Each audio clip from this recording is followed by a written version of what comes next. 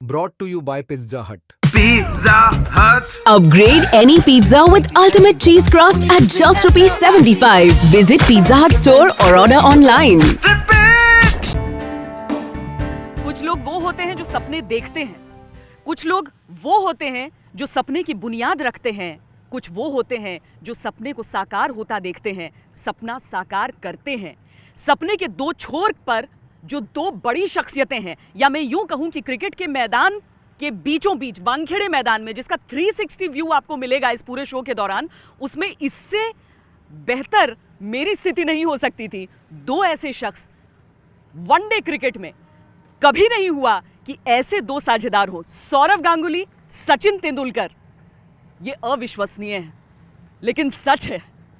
सचिन, जब हम एक सपने की बात करते हैं जिसको दादा ने पहुंचाया था फाइनल तक, आपने उसे मुकम्मल होता देखा इसी वानखेड़े मैदान पर।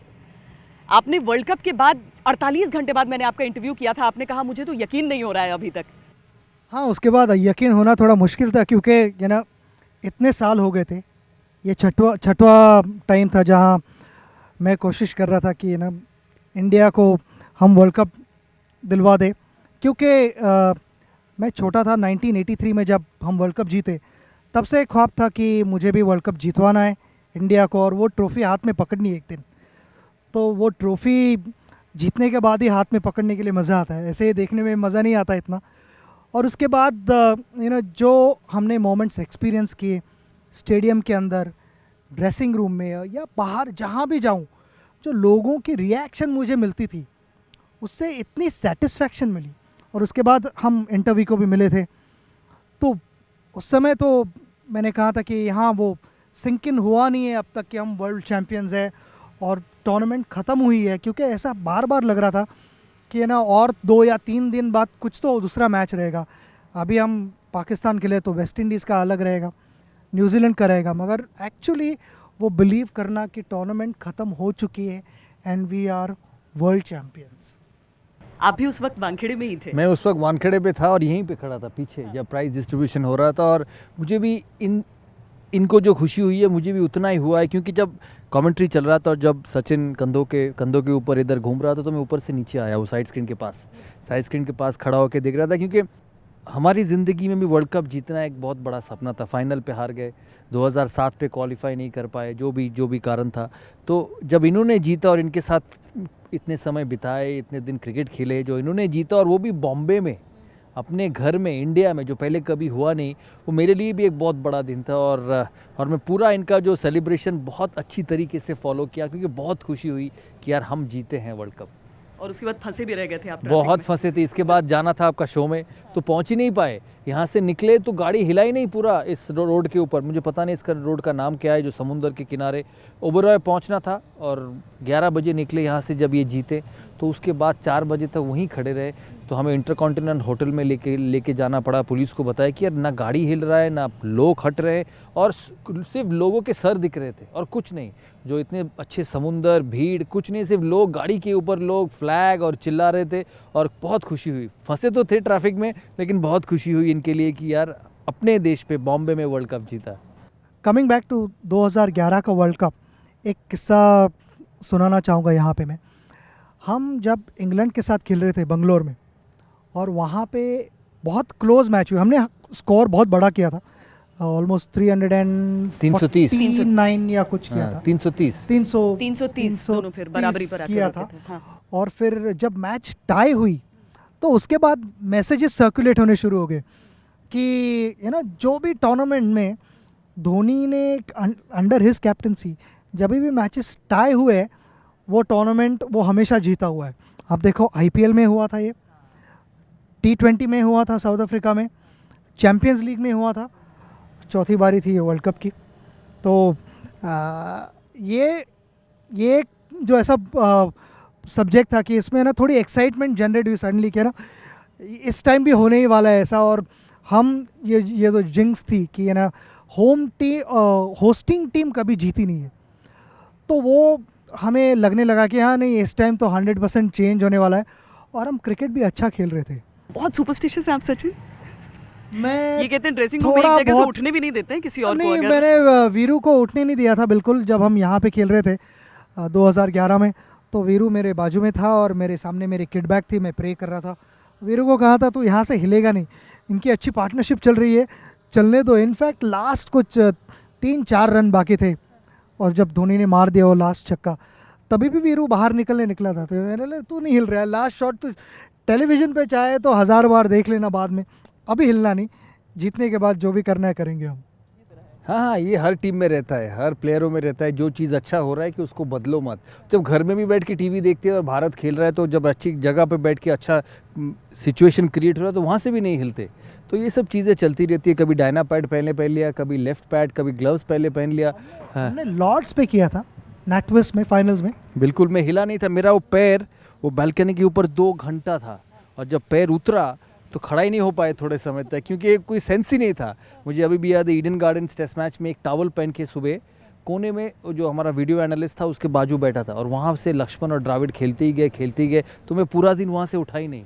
तो ये सब चीज़ें हर टीमों में होता है, हर प्लेयरों में होता है। और जब वानखेड़ी मैदान है ना सौरभ, जहाँ पर एंड्रू फ्लिंटॉफ ने अपनी टी शर्ट उतारी यहाँ थी, पे इस एंड से जिसका वो उस एंड नेटवेस्ट के तक। फाइनल में नेटवेस्ट फाइनल में दादा हिला था मैच होने के बाद। पहली बार वो मगर सुन रहा है, पूरी इसको। दुनिया को हिला के उन्होंने रख दिया ये था। पहले कभी सुना ही नहीं नेटवेस्ट फाइनल में किस लिए किया था। ये होता है गेम में, इसीलिए तो गेम खेलते हैं। अगर पैशन होना चाहिए, खुशी होनी चाहिए। देखिए जब वर्ल्ड कप फाइनल जीते तो सारे तेंदुलकर को कंधों पे लेके इसके ग्राउंड घुमाए, तो ये खुशी की चीज़ है। ये चीज़ें याद रहते हैं। धोनी का आखिरी छक्का उस एंड से सीधा इधर, ज़िंदगी भर जब तक भारतीय क्रिकेट रहेगा वो शॉट हम देखते रहेंगे। तो ये सब, इस सब चीज़ों के लिए ही आप क्रिकेट खेलते हैं। आए, खेले, बैग उठा के चले गए, फिर फ़ायदा क्या है ना। दीज मोमेंट्स, ये समय आपको ज़िंदगी भर याद रहता है। क्योंकि बाकी सारी चीज़ें एक तरफ हो जाती हैं, लेकिन वो ट्रॉफी शायद, क्योंकि पूरी टीम जिस तरीके से वो यहाँ पर इसी जिस तरह से हम घूम रहे हैं, वैसे आप कंधों पर घूमे थे उस वक्त सचिन।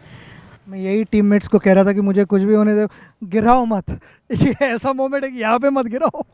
नहीं, मजाक में मैं कह रहा था, मगर आई थिंक वैसी मोमेंट तो मैंने कभी एक्सपीरियंस नहीं किए। हर प्लेयर, मैं कहना चाहूँगा कि उसका ख्वाब होता है कि वर्ल्ड कप जीते एक बार, और मेरा ख्वाब यहाँ पे पूरा हुआ था। और पूरी कंट्री को उस तरह से सेलिब्रेट करते हुए देखना, ये बहुत रेयर चीज़ है। आई डोंट नो कितनी बार पूरी कंट्री ऐसे इकट्ठा आके सेलिब्रेट करती है कुछ। तो this was a big moment अपने देश के लिए। और जैसे सौरव ने भी पहले कहा कि यहाँ से लिटरली हम 1 किलोमीटर के दूरी पे उनका होटल है, और वो ऑलमोस्ट 3-4 घंटा पहुँच नहीं सके उनके होटल पे। आप लोगों को तो खैर एस्कॉर्ट करके पहुंचा दिया गया था। उस वक्त मैं टीम होटल में थी, लेकिन टीम होटल की लॉबी का वही हाल था जो मुंबई की सड़कों का हाल था। कहीं पर भी और हिलने की ऐसे जगह होना नहीं भी थी उस चाहिए। वक्त। भी जाओ हाँ। तभी ऐसे होना भी चाहिए। ऐसे मौके ज़िंदगी में कहाँ थे। एक इतने बड़े प्लेयर को 6 वर्ल्ड कप लगे जीतने के लिए, और हमने कभी जीते ही नहीं है, फाइनल तक जाके हार गए। तो ऐसे मौके ऐसे ही सेलिब्रेट होना चाहिए। क्रिकेट के मैदान की कुछ क्लीशे हैं, मसलन ये कि आप एक मैच जीतना है तो आप 10 विकेट ले रहे हैं। पार्टनरशिप्स तय करती हैं कि मैच का नतीजा क्या होना है। तो आप दोनों से बेहतर पार्टनरशिप आज तक वनडे क्रिकेट में किसी की हुई नहीं है। ओपनिंग करते हुए 2100 हैं, 2100 पार्टनरशिप्स, और ओवरऑल अगर हम देखें तो 26, जो दूसरे नंबर के साझेदार हैं वो 16 पर हैं। कैसे होती है एक पार्टनरशिप? पर्सनल उस पर बहुत अच्छी मैंने ये understanding नंबर्स है। मुझे पता नहीं थे, अभी आपने बता दिए। नहीं, सौरव के साथ बैटिंग करना एक ऑलवेज बहुत सेटिस्फाइंग था, क्योंकि ना हम एक दूसरे को ऑलमोस्ट स्कूल डेज से जानते हैं। 12-13 साल के थे तब हमने 1 महीना इंदौर में बिताया भी था नेशनल कैंप के लिए, और उसके बाद जूनियर लेवल्स पे टूर्स भी किए इकट्ठे, इंडिया को भी खेले काफ़ी टाइम के लिए। तो एक दूसरे को जानने का वो जो एडवांटेज होता है, तो है ना, कब किसको स्ट्राइक कब देना है, और कौन सा बैट्समैन कौन से बॉलर को ज़्यादा अटैक करेगा, कौन से बॉलर को ज़्यादा फेस करेगा, ये सब स्ट्रेटजीज़ हम बना सकते थे एक दूसरे के साथ। और मुझे लगता है कि एक लेफ़्ट हैंडेड और राइट हैंडेड बैट्समैन का वो कॉम्बिनेशन का एडवांटेज रहा, क्योंकि बॉलर्स को उतना ही ज़्यादा उनकी लाइन और लेंथ एडजस्ट करनी पड़ती थी, और अगर वो उनकी लाइन और लेंथ गलत रही तो हम दोनों सॉर्ट ऑफ एक स्ट्रोक प्लेयर्स थे, तो हम वो एडवांटेज ले सकते थे कि ना बड़ा शॉट खेल के इधर चौका या छक्का मारो, और वो कंसिस्टेंटली हम कर पाए। बट मोर सो मैं कहूँगा कि है ना हम अच्छे दोस्त थे. आई थिंक एक दूसरे का दोस्त भी होना मैं समझता हूँ बहुत ज़्यादा इम्पोर्टेंट होता है, क्योंकि उससे आपका अंडरस्टैंडिंग ऑलरेडी रहता ही है, वो और भी ज़्यादा परफॉर्मेंस अच्छा बाहर लाता है.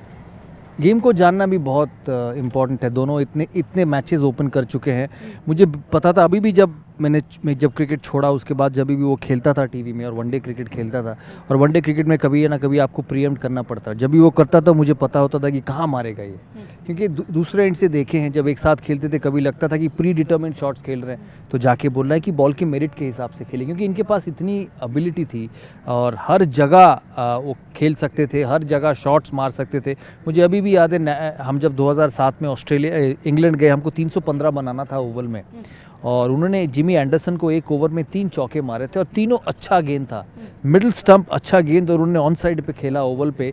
तीनों एक ही बॉल 3 लगातार चौके मारे.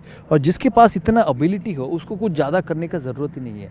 तो जब भी वो कुछ ज़्यादा करता था तो उनको बताते थे कि यार तुमसे बॉल के हिसाब मेरिट से हिसाब से खेलो. कभी कभी पता चलता तो उसका दिन नहीं है, लग नहीं रहा है, बड़े स्कोर बनाने हैं तो दूसरा तेज़ खेलना कोशिश करता था, दूसरे को प्रोटेक्ट करता था. ऐसे ही टीम बनते हैं, ऐसे ही पार्टनरशिप्स बनते हैं, क्योंकि हर प्लेयर का हर दिन अच्छा नहीं जाएगा, हर दिन बैट के बीच में से बॉल नहीं जाएगा. ऐसे दिन आएंगे कि आप जो भी कोशिश करो इनसाइड एज लगे, बाहरी किनारा लगे. तो एक दूसरे को अगर आप जानते हैं तो ऐसे आप खेलना शुरू करते. हम जब 2007 में आयरलैंड गए थे वो बहुत कठिन पिचेस था, सीम बाउंस पेस, इतना ठंड होता था आयरलैंड पे, और साउथ अफ्रीका का अटैक उस पिच के ऊपर. वहाँ पे फाइनल मैच पे मैंने 4 ओवर में 7 रन दिए. तो अगर मेरी गेंद पे अगर 4 ओवर में 7 रन बन रहे तो सोचो आंद्रे नेल और मका एंथनी कितनी अच्छी गेंदबाजी कर रही होगी. और वहाँ पे मैंने दूसरा एंड से खड़ा होकर देखा कि एक आदमी ने अपना गेम बिल्कुल ही बदल डाला, बिल्कुल ही जो प्रैक्टिस में करते थे और नेट में जाके करते थे और मैच में बिल्कुल अलग. तो ये एक अजीब सा गॉड गिफ्टेड टैलेंट था सचिन तेंदुलकर में. मैं और एक कहानी आपको बताना चाहता हूँ, मैं भूल गया इतनी बातें करते करते.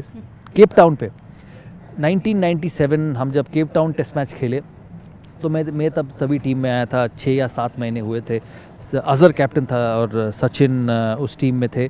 तो हम केप टाउन टेस्ट मैच खेले. तो सचिन तेंदुलकर को मैंने सुबह नॉकिंग करते हुए देखा. हम साइड पे नॉकिंग करते थे तो मैं आके नॉकिंग किया, वो मेरे साथ भी नॉकिंग कर रहा था. और जब बीच पे उतरा बैटिंग करने तो मैंने बिल्कुल अलग ही एक टेक्निक देखा. तो फिर उनको अगला दिन मैंने पूछा कि आपको मैं नेट में फॉलो करता हूँ, आपको मैं नेट में खेलते हुए देख रहा हूँ 10-12 दिन से, आज सुबह नॉकिंग पे देखा, आपने वो चीज़ किया ही नहीं जो जाके मैच में किया, शफल करना शुरू कर दिया. उन्होंने कहा कि यार मुझे लगा था कि ये विकेट में थोड़ा सा पेस है, थोड़ा सा बाउंस है, मैंने ये अलग टेक्निक किया और मुझे अच्छा लगा. और जिस प्लेयर में ये काबिलियत है कि आप हर मैच में डिफ़िकल्ट कंडीशंस में अपने गेम को बदल के फिर 100 बनाना, तो फिर अलग ही किस्म के खिलाड़ी हैं.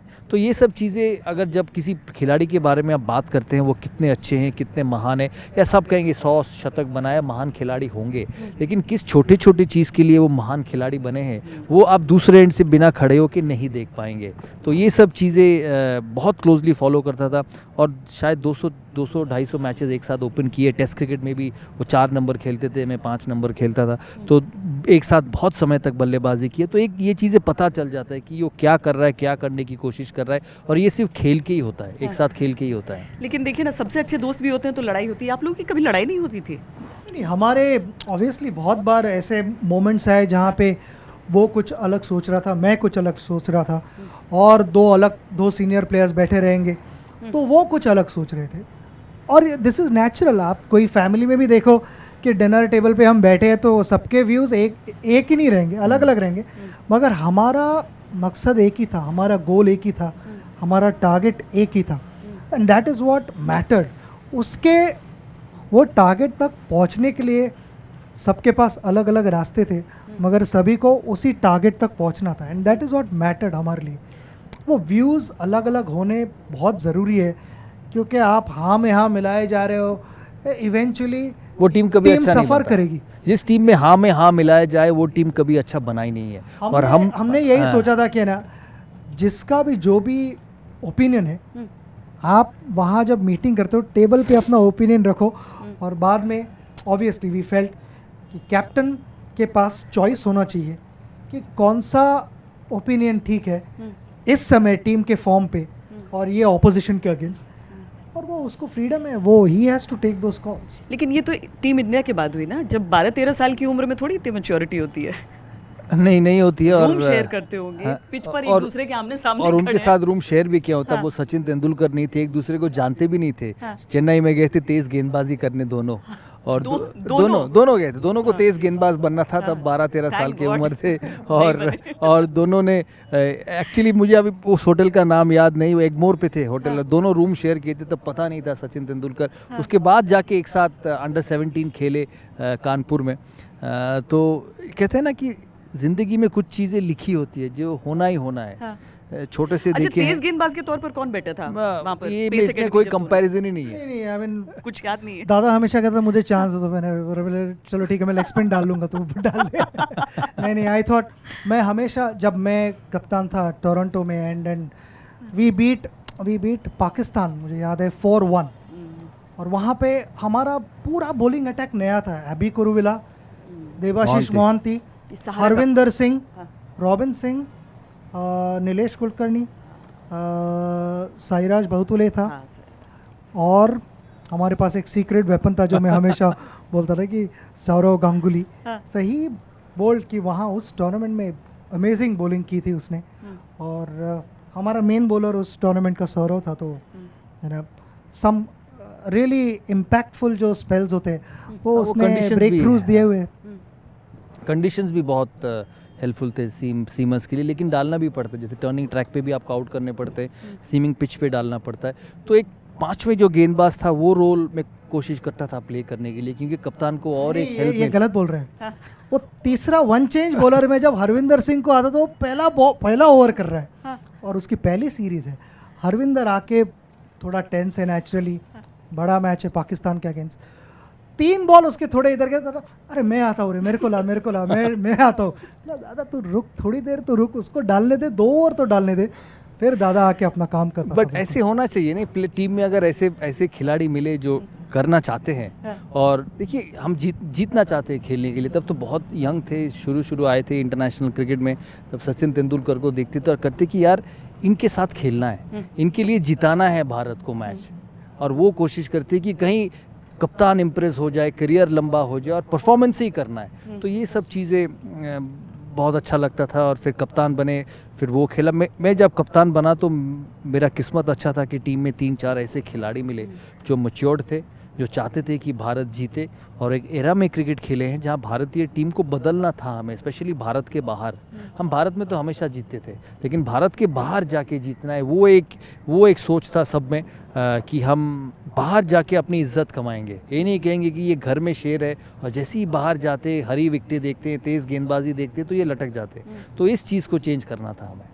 तो जिस चीज़ का आप जिक्र कर रहे हैं उसमें एक और मैं आंकड़ा बताती चलूं कि जब भी आप दोनों की 100 की साझेदारी होती थी तो 77% मैचेस इंडिया ने जीते थे, 77% जीते थे। बट जो वो कि- नॉर्मली होता है। अगर किसी भी टीम में अगर देखेंगे, या जो और अच्छे ओपनर्स रहेंगे, मैथ्यू हेडन, एडम गिलक्रिस्ट जो ओपन करते थे और डेंजरस ओपनिंग बैट्समैन होते थे, या साइद अनवर, आमिर सोहेल, या श्रीलंका के लिए जब ओपनर्स होते थे सनत जयसूर्य और कलुवितराना, और उसके बाद अटापट्टू आए।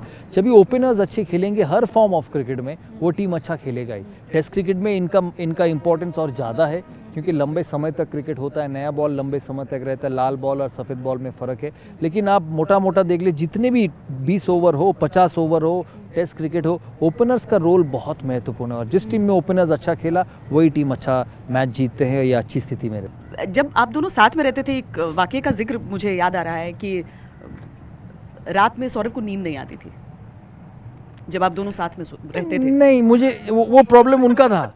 तब तो मेरे ऊपर दोनों एक साथ रूम शेयर किए 92 में ऑस्ट्रेलिया में। हाँ। बहुत छोटे थे यार, तब मैं 18 साल का था, ये 17 साल का था उस ट्रिप में। और मैं एटलीस्ट मुझे मौका नहीं मिला था उस सीरीज़ में। ये रेगुलर मेंबर था टीम के लिए, बहुत महत्वपूर्ण मेंबर था टीम के लिए। मुझे अभी भी याद है सिडनी में इतना जोश था उनमें, इतना हाइपर एक्टिव थे कि रन बनाना है। तो रात को हम रूम शेयर करते थे और सो गए। तो रात को नींद खुला तो देखा तेंदुलकर जागा हुआ है, बैट लेके शैडो कर रहा है, घूम रहा है। तो मैंने उसको कहा कि आपको बैटिंग करना है कल, आप सो जाओ। कहता नहीं, नींद नहीं आ रहा है, क्योंकि बॉडी बहुत हाइपर एक्टिव है। तो अगला दिन गए ग्राउंड में सिडनी में, तो थका हुआ था, क्योंकि 4-5 घंटे नींद मिले हैं, तो उससे पहले फील्डिंग भी हुआ, ऑस्ट्रेलिया ने बड़े स्कोर बनाए। तो सिडनी में जाके वो टेबल अभी भी है जो सिर्फ ग्राउंड के ड्रेसिंग रूम के सामने, आई थिंक ड्रेसिंग रूम में जाते ही वो जाते table ही 3 रूम्स है सिडनी के ड्रेसिंग रूम में। अंदर में फिजियो, फिर एक छोटा सा ड्रेसिंग रूम, एक बड़ा ड्रेसिंग रूम, और बाहर जहाँ पे मैच देखते हैं वहाँ पे एक बड़ा टेबल। तो उन्होंने मुझे कहा कि थोड़े समय तक रेस्ट कर लेता हूँ, आप मुझे उठा देना विकेट अगर गिरा तो मैं बहुत टेंशन में था कि यार मैं वहाँ से हिला ही नहीं, कहीं विकेट गिरा और ये तभी भी सो रहे तो ये बहुत ख़राब हो जाएगा। तो मैं वहीं खड़ा था, फिर आउट हुए, फिर इनको 1 घंटा का नींद मिला था और जाके एक शानदार 100 बनाए। लेकिन वो तो शानदार था, लेकिन 5वें टेस्ट में जो पर्थ में 100 बनाए, मेरे हिसाब से उनके जीवन में सर्वश्रेष्ठ शतक है वो। हालांकि सचिन ने अपने सर्वश्रेष्ठ लम्हे को 2011 विश्व कप की जीत ही बताया है, तो इसीलिए हम उम्मीद मैंने शतक करेंगे- की बात की, सर्वश्रेष्ठ शतक। लम्हे तो 2011 ही होगा, लेकिन शतक वो सबसे बेहतरीन था उनका। स्पोर्ट्स तक पर आपको न सिर्फ खबरें मिलेंगी बल्कि आपका ओपिनियन भी मैटर करता है। ये आप ही का मंच है। आइए बताइए भारतीय क्रिकेट टीम से आप क्या उम्मीद करते हैं। रहिए स्पोर्ट्स तक के साथ, सब्सक्राइब कीजिए स्पोर्ट्स तक को यूट्यूब और फेसबुक पर।